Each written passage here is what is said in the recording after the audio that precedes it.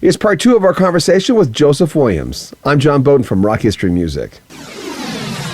Joseph Williams is one of my favorite singers of all time, and this is the first time I have ever talked to him. Talked to a lot of guys in Toto through the years, but really, this is the first shot. I'm very excited about this.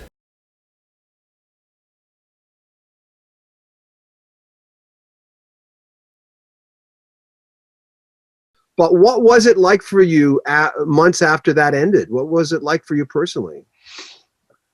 A very dark time. It was a very, very difficult period of time. Not only did I sort of lose the gig, so to speak, quote unquote, but I had a business manager at the time who stole every dime that I made while I was with the band. Everything. So I mean, I when the whole thing was over, I had basically a few bucks in the bank. So it was rough. It was very, very rough. It was tough. It was a very tough period of time. And a few years later, I got married, and I actually got a job at a hotel. I thought, I started there as a security guy, doing security and bouncing at their nightclub on the weekends. And then I worked security the whole time, but then I added a shift at the front desk for a while. And then I started to train as the night auditor, which is what you do when you want to go into the hotel business as a management or food and beverage, anything like that, which pays pretty good living. So I thought, okay, I'm done with music. I'll go into this business. So I worked at this hotel in Simi Valley and basically had almost every job there over a period of a year. But Joe, what were your friends? Weren't their friends? I mean, were you ever recognized? Weren't some of your friends going, "Hey, man, what are you, crazy?" Well, that's how I ended up leaving that job. Was Jay Graydon called me, and he didn't know me very well, but he knew me, and he said, "Hey, man, what are you doing working at that place, man? It's just, you're supposed to be in music. I want you to quit and come down here, and we're going to make a record together, and I'll help you, or if you need help with whatever."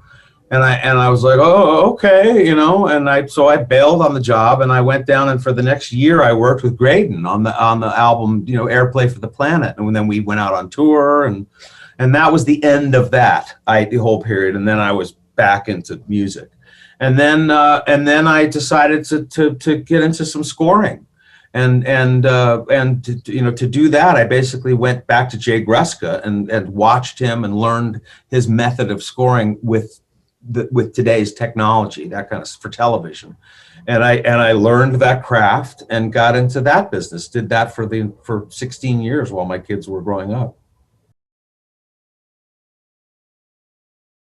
What software do you use? I edit on Final Cut Pro, which is but I also use a product called DaVinci Resolve as another editing application, which is really more high end and better for color correction, that kind of stuff. But most of the basic editing I do on Final Cut, just because I know it very well. And I shoot on whatever's around, an iPhone, a camera, whatever you have. I don't care. Never saw you coming. Now, you mentioned in the press release that this is what your true sound is like. Is that your true sound now, or has it always been waiting to come out? What's the take on that? What I mean by that, I guess, is that in my head, that's kind of my sound, and I guess has always been that. And that was really the first time where I had a chance to really flesh it out the way I wanted to get it to sound that way. That's what I mean by it's kind of the first time you're hearing it. My solo albums in the past are all very much the same thing, me, but this one really, and it's mostly because of the technology these days. My production station is pretty good. It's pretty, up there. And so I didn't have that in days past. And so the idea of getting information from here into the computer or out onto an instrument or something like that these days is just much easier, and you can get a lot closer to what you're hearing in your head. At least that's how I feel. It's like when film special effects that started to get really, really, really strong, all of a sudden writers and filmmakers, there's no limit to what they can write and do, that kind of thing. So it became easier with this project to get closer and more connected to what I feel is my sound. I guess that's the way to put it. Your drum programming is amazing. I'm a drummer. My son's a drummer, and I couldn't tell the difference. Well, I come from a family of drummers. Yeah. And I played when I was a kid. You know, I can't do it now. I'm 60 and I have horrible arthritis in my thumb. I grew up around them. My grandfather, my brother, my uncles, all of those people. So, and really, it's not my drum programming is mostly about just sort of getting the idea down.